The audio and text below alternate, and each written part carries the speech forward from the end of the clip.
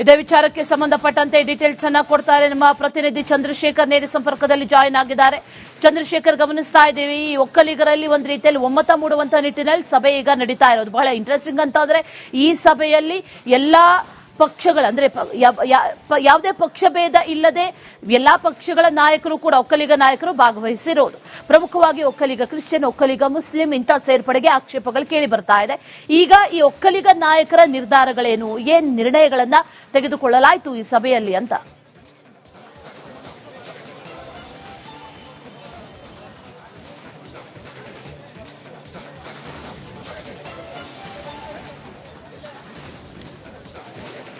ಅಶ್ವಿನಿ, ಖಂಡಿತವಾಗ್ಲು ಈಗಾಗಲೇ ಬಹಳ ಪ್ರಮುಖವಾಗಿ ಒಕ್ಕಲಿಗ ಸಮುದಾಯದಿಂದ ಪಕ್ಷಾತೀತವಾಗಿ ಸಭೆಯನ್ನ ಸೇರಿರ್ತಕ್ಕಂಥದ್ದು. ಬಹಳ ಪ್ರಮುಖವಾಗಿ ಗಮನಿಸೋದಾದ್ರೆ ಯಾವುದೇ ರೀತಿಯಾದಂತ ಗೊಂದಲಗಳಿರಬಾರ್ದು. ಸರ್ಕಾರ ಸಮೀಕ್ಷೆಯನ್ನ ಮಾಡ್ಲಿ, ಆದ್ರೆ ಸಮೀಕ್ಷೆ ಯಾವುದೇ ರೀತಿಯಲ್ಲೂ ಕೂಡ ಏನು ಸಮುದಾಯಗಳಿಗೆ ಅಥವಾ ಕೆಳ ಹಂತದ ಇತರೆ ಸಮುದಾಯಗಳಿಗೂ ಕೂಡ ಅನ್ಯಾಯ ಆಗಬಾರ್ದು ಅನ್ನುವಂತ ನಿಟ್ಟಿನಲ್ಲಿ ಈಗಾಗಲೇ ಸಮುದಾಯವಾರು ಸಭೆಯನ್ನ ನಡೆಸಲಾಗ್ತಾ ಇದೆ. ಆದ್ರೆ ಇವತ್ತು ಬಹಳ ಪ್ರಮುಖವಾಗಿ ಒಕ್ಕಲಿಗ ಸಮುದಾಯದ ಸಭೆಯನ್ನ ನಡೆಸಲಾಗ್ತಾ ಇರ್ತಕ್ಕಂಥದ್ದು ಗಮನಿಸಬಹುದು. ಪ್ರಮುಖವಾಗಿ ಈ ಒಂದು ಸಭೆ ಯಾಕೆ ಹೈ ವೋಲ್ಟೇಜ್ ಅಂತ ಅಂದ್ರೆ ಪ್ರಮುಖವಾಗಿ ಸರ್ಕಾರದ ಭಾಗವಾಗಿರ್ತಕ್ಕಂಥ ಡಿಸಿಎಂ ಡಿಕೆ ಶಿವಕುಮಾರ್ ಸೇರಿದಂತೆ ಸಚಿವರಾದಂತ ಚಲುವರಾಯಸ್ವಾಮಿ ಮತ್ತೆ ಎಂಸಿ ಸುಧಾಕರ್ ಕೂಡ ಈ ಸಭೆಯಲ್ಲಿ ಪ್ರಮುಖವಾಗಿ ಭಾಗಿಯಾಗಿರ್ತಕ್ಕಂಥದ್ದು. ಇದರ ಜೊತೆಗೆ ಕೇಂದ್ರ ಸಚಿವ ಕುಮಾರಸ್ವಾಮಿ ಸೇರಿದಂತೆ ಶೋಭಾ ಕರಂದ್ಲಾಜೆ ಹಾಗೆ ಇತರೆ ಬಹುತೇಕ ಮೂರೂ ಪಕ್ಷದ ಶಾಸಕರುಗಳು ಕೂಡ ಸಭೆಯಲ್ಲಿ ಭಾಗಿಯಾಗಿರ್ತಕ್ಕಂಥದ್ದು. ಸಮುದಾಯದಿಂದ ಒಂದು ನಿರ್ಧಾರವನ್ನು ಇವತ್ತು ತೆಗೆದುಕೊಳ್ತಾರೆ. ಏನು ಇತ್ತೀಚೆಗೆ ಈ ಒಂದು ಜಾತಿ ಕಾಲಂನಲ್ಲಿ ಕ್ರಿಶ್ಚಿಯನ್ ಒಕ್ಕಲಿಗ ಅಥವಾ ಬೇರೆ ಬೇರೆ ಏನು ಜಾತಿವಾರು ಕ್ರಿಶ್ಚಿಯನ್ಗೆ ಸೇರಿಸಿದ್ದಾರೆ, ಅದರಲ್ಲಿ ಒಕ್ಕಲಿಗ ಸಮುದಾಯವನ್ನು ಕೂಡ ಇದಕ್ಕೆ ಸೇರಿಸಿರ್ತಕ್ಕಂಥದ್ದು. ಇದರಿಂದ ನಮ್ಮ ಸಮುದಾಯಕ್ಕೆ ಅನ್ಯಾಯವಾಗುತ್ತೆ ಅಥವಾ ಈ ಜಾತಿ ಪಟ್ಟಿಯಲ್ಲಿ ಈ ಹೆಸರನ್ನ ಸೇರಿಸಿರೋದ್ರಿಂದ ನಮ್ಮ ಸಮುದಾಯ ಏನು ಒಂದಷ್ಟು ಕನ್ಫ್ಯೂಷನ್ ಆಗುವಂತ ಸಾಧ್ಯತೆ ಇದೆ. ಹೀಗಾಗಿ ಈ ಒಂದು ಪಟ್ಟಿಯನ್ನ ಕೈ ಬಿಡಬೇಕು ಅನ್ನುವಂಥದ್ದು ಒಂದು ಕಡೆ ಆದ್ರೆ, ಮತ್ತೊಂದು ಕಡೆ ಕುಂಚಿಟಿಗ ಸಮುದಾಯದ ಏನು ಸಮುದಾಯವನ್ನ ಒಂದು ರೀತಿ ಹೊರಗೆ ಇಡಲಾಗಿರ್ತಕ್ಕಂಥದ್ದು, ಅದನ್ನೇ ಪ್ರತ್ಯೇಕವಾಗಿ ನೋಡ್ಲಾಗ್ತಾ ಇರ್ತಕ್ಕಂಥದ್ದು. ಹಾಗಾಗಿ ಕುಂಚಿಟಿಗ ಸಮುದಾಯವೂ ಕೂಡ ಒಕ್ಕಲಿಗ ಸಮುದಾಯವೇ ಅನ್ನುವಂಥದ್ದು ಒಂದು ಸಂದೇಶವನ್ನ ಕೊಡಲಾಗುತ್ತೆ. ಇದರ ಜೊತೆಗೆ ಕೇವಲ ಒಕ್ಕಲಿಗ ಸಮುದಾಯ ಮಾತ್ರವಲ್ಲ, ಬಂಟ್ ಸಮುದಾಯ ಮತ್ತು ರೆಡ್ಡಿ ಸಮುದಾಯವನ್ನೂ ಕೂಡ ಈ ಸಭೆಗೆ ಆಹ್ವಾನವನ್ನು ಕೊಡಲಾಗಿರ್ತಕ್ಕಂಥದ್ದು. ಹೀಗಾಗಿ ಕೆಲವೊಂದು ಶಾಸಕರು ಮತ್ತು ಮಾಜಿ ಸಚಿವರುಗಳು ಕೂಡ ಈ ಸಭೆಗೆ ಬಂದಿರತಕ್ಕಂಥದ್ದು. ಉದಾಹರಣೆ ಸತೀಶ್ ರೆಡ್ಡಿ ಅವರು ಕೂಡ ಬಂದಿದ್ದಾರೆ ಮತ್ತು ಸುಧಾಕರ್ ಅವರು ಕೂಡ ಬಂದಿದ್ದಾರೆ. ಈ ರೀತಿಯಾದಂತಹ ಪ್ರಮುಖವಾಗಿ ರೆಡ್ಡಿ ಸಮುದಾಯದ ಶಾಸಕರುಗಳು ಮಾಜಿ ಶಾಸಕರುಗಳು ಕೂಡ ಬಂದಿರತಕ್ಕಂಥದ್ದು. ಸಂದೇಶ ಒಂದೇ, ಒಕ್ಕಲಿಗರೆಲ್ಲರೂ ಕೂಡ ನಾವು ಒಂದಾಗಿದ್ದೇವೆ ಮತ್ತು ಒಂದು ಜಾತಿ ಪಟ್ಟಿಯಲ್ಲಿ ಒಕ್ಕಲಿಗ ಅನ್ನುವಂತ ಹೆಸರನ್ನೇ ಬರೆಸಬೇಕು.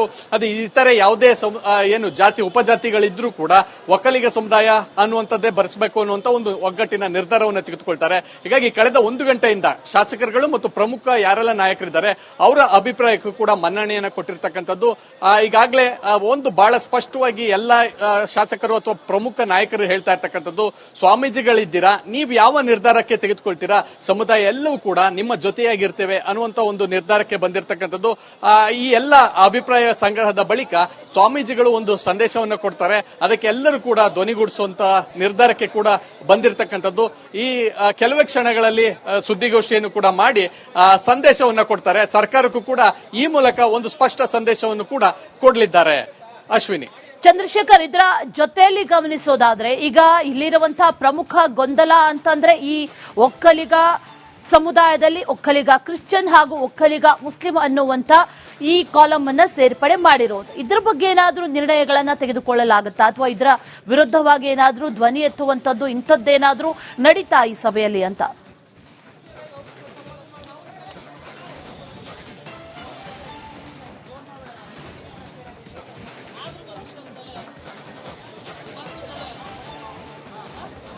ಅಶ್ವಿನಿ, ಈಗಷ್ಟೇ ಸಭೆ ಆರಂಭವಾಗಿರ್ತಕ್ಕಂಥದ್ದು. ಸಭೆಯಲ್ಲಿ ಏನು ಪ್ರಮುಖವಾಗಿ ಯಾರೆಲ್ಲ ನಾಯಕರಿದ್ದಾರೆ ಅವರ ಅಭಿಪ್ರಾಯವನ್ನ ಸಂಗ್ರಹ ಮಾಡಲಾಗ್ತಾ ಇದೆ.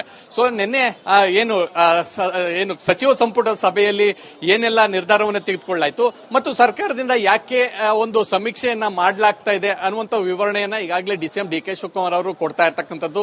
ಅದರ ಜೊತೆಗೆ ಏನೆಲ್ಲ ನಿರ್ಧಾರದಿಂದ ಈ ಒಂದು ಸಭೆಯನ್ನ ಏನು ಜಾತಿ ಗಣತಿಯನ್ನ ಮಾಡಲಾಗ್ತಾ ಇದೆ ಅನ್ನುವಂಥದ್ದು. ಈಗಾಗಲೇ ಸರ್ಕಾರ ಎಲ್ಲೂ ಕೂಡ ನೇರವಾಗಿ ಇದು ಜಾತಿ ಸಮೀಕ್ಷೆ ಅಥವಾ ಜಾತಿ ಗಣತಿ ಅನ್ನುವಂಥದ್ದನ್ನ ನೇರವಾಗಿ ಹೇಳಿಲ್ಲ. ಕೇವಲ ಸಾಮಾಜಿಕ ಸಾಮಾಜಿಕ ಮತ್ತು ಆರ್ಥಿಕ ಸಮೀಕ್ಷೆ ಅನ್ನುವಂತ ಮಾತನ್ನ ಮಾತ್ರ ಹೇಳ್ತಾ ಇರ್ತಕ್ಕಂಥದ್ದು. ಈಗಾಗಲೇ ಸಚಿವ ಸಂಪುಟ ಸಭೆಯಲ್ಲಿ ಏನು ಹೊಸ ಜಾತಿ ಕಾಲಂ ಪಟ್ಟಿ ಏನಿದೆ ಆ ಪಟ್ಟಿಗೆ ಬಹಳಷ್ಟು ದೊಡ್ಡ ಮಟ್ಟದಲ್ಲಿ ವಿರೋಧ ವ್ಯಕ್ತವಾಗಿದೆ. ನೇರವಾಗಿ ಮುಖ್ಯಮಂತ್ರಿಗಳ ವಿರುದ್ಧವೇ ಸಚಿವರು ಬಹುತೇಕ ತಿರುಗಿ ಬಿದ್ದಿದ್ರು. ಹೀಗಾಗಿ ಒಂದಷ್ಟು ಗೊಂದಲವಾಗಿದ್ದರಿಂದ ಹಿನ್ನೆಲೆಯಲ್ಲಿ ಒಂದಷ್ಟು ಅಂದ್ರೆ ಪ್ರಮುಖ ಶಾಸಕರು ಅಥವಾ ಪ್ರಮುಖ ಸಚಿವರ ಒಂದು ತಂಡವನ್ನ ಮಾಡಿ ಏನ್ ಮಾಡಬೇಕು ಅನ್ನುವಂತ ನಿರ್ಧಾರವನ್ನು ಕೂಡ ಕೈಗೊಳ್ಳಾಯಿತು. ಅದಾದ ಬಳಿಕ 22ರಿಂದ 7ನೇ ತಾರೀಕುವರೆಗೂ ಕೂಡ ಸಮೀಕ್ಷೆಯನ್ನ ಮಾಡಲಾಗುತ್ತೆ ಅನ್ನುವಂತ ಡೇಟ್ ಅನ್ನು ಕೂಡ ಮತ್ತೆ ಅನೌನ್ಸ್ ಮಾಡಿದೆ. ಈ ಸಮುದಾಯವಾರು ತಿರುಗಿ ಬಿದ್ರೆ ರಾಜ್ಯ ಸರ್ಕಾರ ಯಾವ ರೀತಿಯಾದಂತಹ ನಿರ್ಣಯವನ್ನು ತೆಗೆದುಕೊಳ್ಳುತ್ತೆ? ಯಾಕಂತಂದ್ರೆ ಒಂದು ವೇಳೆ ಏನು ಸಮುದಾಯದ ವಿರುದ್ಧ, ಯಾಕಂತಂದ್ರೆ ನಮ್ಮಲ್ಲಿ ಬಹುತೇಕ ಜಾತಿವಾರು ಸಮುದಾಯಗಳು ಇರೋದ್ರಿಂದ ಆ ಸಮುದಾಯಗಳು ಸರ್ಕಾರದ ವಿರುದ್ಧ ತಿರುಗಿ ಬಿದ್ರೆ ಮತ್ತೆ ಕಾಂಗ್ರೆಸ್ ಸರ್ಕಾರ ರಚನೆ ಮಾಡುವಂತದ್ದಾಗ್ಲಿ ಅಥವಾ ಸರ್ಕಾರ ಉಳಿಸಿಕೊಳ್ಳೋದಾದ್ದು ಬಹಳ ಕಷ್ಟವಾಗುತ್ತೆ. ಹೀಗಾಗಿ ಎಚ್ಚರಿಕೆಯ ಗಂಟೆಯನ್ನ ತೆಗೆದುಕೊಳ್ಳುವಂತ ನಿರ್ಧಾರಕ್ಕೆ ಸಿಎಂ ಸಿದ್ದರಾಮಯ್ಯ ಅವರು ಬಂದಿರತಕ್ಕಂಥದ್ದು. ಹೀಗಾಗಿ ಎಲ್ಲವನ್ನು ಕೂಡ ಪರಿಶೀಲನೆಯನ್ನ ಮಾಡಿ ಏನೆಲ್ಲ ಕ್ರಮವನ್ನು ತೆಗೆದುಕೊಳ್ಬೇಕು ಅನ್ನುವಂತ ನಿಟ್ಟಿನಲ್ಲಿ ಕೂಡ ಇದು ಮಾಡ್ತಾ ಇರ್ತಕ್ಕಂಥದ್ದು. ಹೀಗಾಗಿ ಏನು ಸಭೆಯಲ್ಲಿ ಯಾವ ನಿರ್ಧಾರವನ್ನ ತೆಗೆದುಕೊಳ್ತಾರೆ ಅದನ್ನ ಮುಖ್ಯಮಂತ್ರಿಗಳಿಗೆ ಸಂದೇಶದ ರೂಪದಲ್ಲಿ ಕಳಿಸ್ತಾರೆ. ಈಗಾಗಲೇ ಡೇಟ್ ಅನೌನ್ಸ್ ಮಾಡಿದ್ರು ಕೂಡ ನಮ್ಮ ಸಮುದಾಯದಿಂದ ಈ ರೀತಿಯಾದಂತಹ ನಿರ್ಣಯವನ್ನ ತೆಗೆದುಕೊಳ್ಳಲಾಗಿದೆ. ಮುಖ್ಯಮಂತ್ರಿಗಳಾಗಿ ತಮ್ಮ ಮೇಲೆ ಈ ರೀತಿಯಾದಂತಹ ನಾವು ಒತ್ತಡವನ್ನ ಹಾಕ್ತೇವೆ. ಇದೇ ವಿಚಾರಕ್ಕೆ ಸಂಬಂಧಪಟ್ಟಂತೆ ಡೀಟೇಲ್ಸ್ ಅನ್ನ ಕೊಡ್ತಾರೆ ನಮ್ಮ ಪ್ರತಿನಿಧಿ ಚಂದ್ರಶೇಖರ್. ನೇರ ಸಂಪರ್ಕದಲ್ಲಿ ಜಾಯಿನ್ ಆಗಿದ್ದಾರೆ. ಚಂದ್ರಶೇಖರ್, ಗಮನಿಸ್ತಾ ಇದ್ದೀವಿ ಈ ಒಕ್ಕಲಿಗರಲ್ಲಿ ಒಂದು ರೀತಿಯಲ್ಲಿ ಒಮ್ಮತ ಮೂಡುವಂತ ನಿಟ್ಟಿನಲ್ಲಿ ಸಭೆ ಈಗ ನಡೀತಾ ಇರೋದು ಬಹಳ ಇಂಟ್ರೆಸ್ಟಿಂಗ್ ಅಂತ ಅಂದ್ರೆ ಈ ಸಭೆಯಲ್ಲಿ ಎಲ್ಲಾ ಪಕ್ಷಗಳ ಅಂದ್ರೆ ಯಾವುದೇ ಪಕ್ಷ ಭೇದ ಇಲ್ಲದೆ ಎಲ್ಲಾ ಪಕ್ಷಗಳ ನಾಯಕರು ಕೂಡ ಒಕ್ಕಲಿಗ ನಾಯಕರು ಭಾಗವಹಿಸಿರೋದು. ಪ್ರಮುಖವಾಗಿ ಒಕ್ಕಲಿಗ ಕ್ರಿಶ್ಚಿಯನ್, ಒಕ್ಕಲಿಗ ಮುಸ್ಲಿಂ ಇಂಥ ಸೇರ್ಪಡೆಗೆ ಆಕ್ಷೇಪಗಳು ಕೇಳಿ ಬರ್ತಾ ಇದೆ. ಈಗ ಈ ಒಕ್ಕಲಿಗ ನಾಯಕರ ನಿರ್ಧಾರಗಳೇನು, ಏನ್ ನಿರ್ಣಯಗಳನ್ನ ತೆಗೆದುಕೊಳ್ಳಲಾಯಿತು ಈ ಸಭೆಯಲ್ಲಿ ಅಂತ?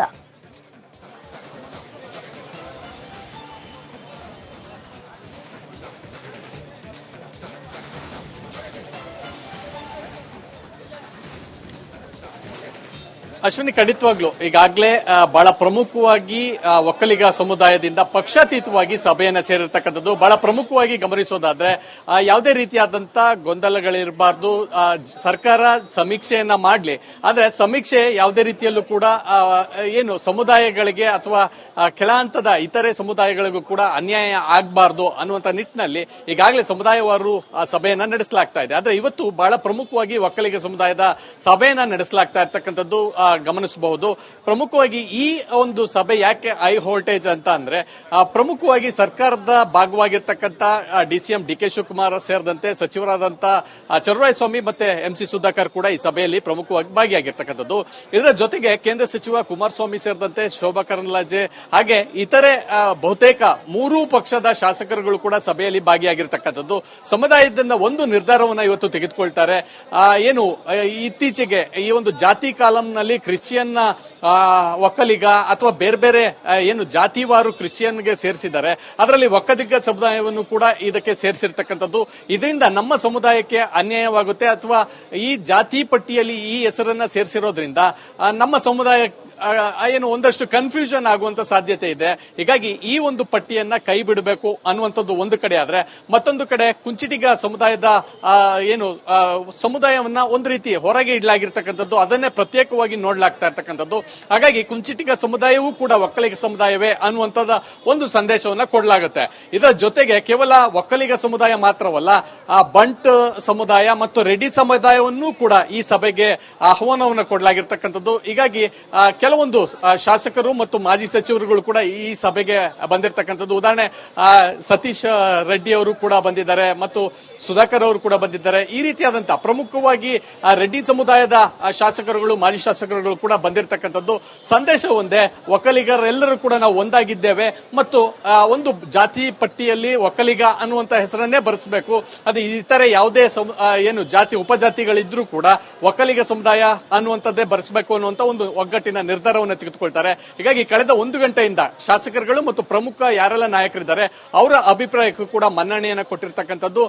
ಈಗಾಗಲೇ ಒಂದು ಬಹಳ ಸ್ಪಷ್ಟವಾಗಿ ಎಲ್ಲ ಶಾಸಕರು ಅಥವಾ ಪ್ರಮುಖ ನಾಯಕರು ಹೇಳ್ತಾ ಇರ್ತಕ್ಕಂಥದ್ದು, ಸ್ವಾಮೀಜಿಗಳಿದ್ದೀರಾ, ನೀವು ಯಾವ ನಿರ್ಧಾರಕ್ಕೆ ತೆಗೆದುಕೊಳ್ತೀರಾ, ಸಮುದಾಯ ಎಲ್ಲವೂ ಕೂಡ ನಿಮ್ಮ ಜೊತೆಯಾಗಿರ್ತೇವೆ ಅನ್ನುವಂತ ಒಂದು ನಿರ್ಧಾರಕ್ಕೆ ಬಂದಿರತಕ್ಕಂಥದ್ದು.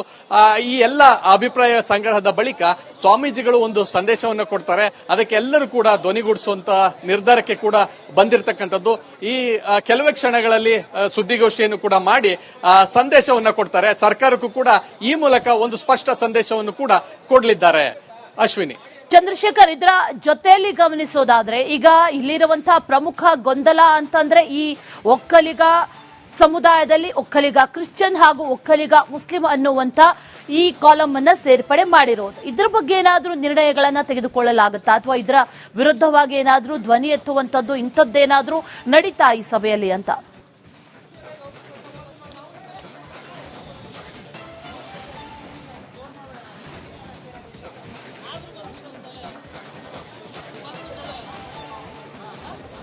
ಅಶ್ವಿನಿ, ಈಗಷ್ಟೇ ಸಭೆ ಆರಂಭವಾಗಿರ್ತಕ್ಕಂಥದ್ದು. ಸಭೆಯಲ್ಲಿ ಏನು ಪ್ರಮುಖವಾಗಿ ಯಾರೆಲ್ಲ ನಾಯಕರಿದ್ದಾರೆ ಅವರ ಅಭಿಪ್ರಾಯವನ್ನ ಸಂಗ್ರಹ ಮಾಡಲಾಗ್ತಾ ಇದೆ. ಸೊ ನಿನ್ನೆ ಏನು ಸಚಿವ ಸಂಪುಟ ಸಭೆಯಲ್ಲಿ ಏನೆಲ್ಲ ನಿರ್ಧಾರವನ್ನು ತೆಗೆದುಕೊಳ್ಳಾಯ್ತು ಮತ್ತು ಸರ್ಕಾರದಿಂದ ಯಾಕೆ ಒಂದು ಸಮೀಕ್ಷೆಯನ್ನ ಮಾಡಲಾಗ್ತಾ ಇದೆ ಅನ್ನುವಂತ ವಿವರಣೆಯನ್ನ ಈಗಾಗಲೇ ಡಿಸಿಎಂ ಡಿ ಕೆ ಶಿವಕುಮಾರ್ ಅವರು ಕೊಡ್ತಾ ಇರ್ತಕ್ಕಂಥದ್ದು. ಅದರ ಜೊತೆಗೆ ಏನೆಲ್ಲ ನಿರ್ಧಾರದಿಂದ ಈ ಒಂದು ಸಭೆಯನ್ನ ಏನು ಜಾತಿ ಗಣತಿಯನ್ನ ಮಾಡಲಾಗ್ತಾ ಇದೆ ಅನ್ನುವಂಥದ್ದು. ಈಗಾಗಲೇ ಸರ್ಕಾರ ಎಲ್ಲೂ ಕೂಡ ನೇರವಾಗಿ ಇದು ಜಾತಿ ಸಮೀಕ್ಷೆ ಅಥವಾ ಜಾತಿ ಗಣತಿ ಅನ್ನುವಂಥದ್ದನ್ನ ನೇರವಾಗಿ ಹೇಳಿಲ್ಲ. ಕೇವಲ ಸಾಮಾಜಿಕ ಮತ್ತು ಆರ್ಥಿಕ ಸಮೀಕ್ಷೆ ಅನ್ನುವಂತ ಮಾತನ್ನ ಮಾತ್ರ ಹೇಳ್ತಾ ಇರ್ತಕ್ಕಂಥದ್ದು. ಈಗಾಗಲೇ ಸಚಿವ ಸಂಪುಟ ಸಭೆಯಲ್ಲಿ ಏನು ಹೊಸ ಜಾತಿ ಕಾಲಂ ಪಟ್ಟಿ ಏನಿದೆ ಆ ಪಟ್ಟಿಗೆ ಬಹಳಷ್ಟು ದೊಡ್ಡ ಮಟ್ಟದಲ್ಲಿ ವಿರೋಧ ವ್ಯಕ್ತವಾಗಿದೆ. ನೇರವಾಗಿ ಮುಖ್ಯಮಂತ್ರಿಗಳ ವಿರುದ್ಧವೇ ಸಚಿವರು ಬಹುತೇಕ ತಿರುಗಿ ಬಿದ್ದಿದ್ರು. ಹೀಗಾಗಿ ಒಂದಷ್ಟು ಗೊಂದಲವಾಗಿದ್ದರಿಂದ ಹಿನ್ನೆಲೆಯಲ್ಲಿ ಒಂದಷ್ಟು ಅಂದ್ರೆ ಪ್ರಮುಖ ಶಾಸಕರು ಅಥವಾ ಪ್ರಮುಖ ಸಚಿವರ ಒಂದು ತಂಡವನ್ನ ಮಾಡಿ ಏನ್ ಮಾಡಬೇಕು ಅನ್ನುವಂತ ನಿರ್ಧಾರವನ್ನು ಕೂಡ ಕೈಗೊಳ್ಳಾಯಿತು. ಅದಾದ ಬಳಿಕ 22ರಿಂದ 7ನೇ ತಾರೀಕುವರೆಗೂ ಕೂಡ ಸಮೀಕ್ಷೆಯನ್ನ ಮಾಡಲಾಗುತ್ತೆ ಅನ್ನುವಂತ ಡೇಟ್ ಅನ್ನು ಕೂಡ ಮತ್ತೆ ಅನೌನ್ಸ್ ಮಾಡಿದೆ.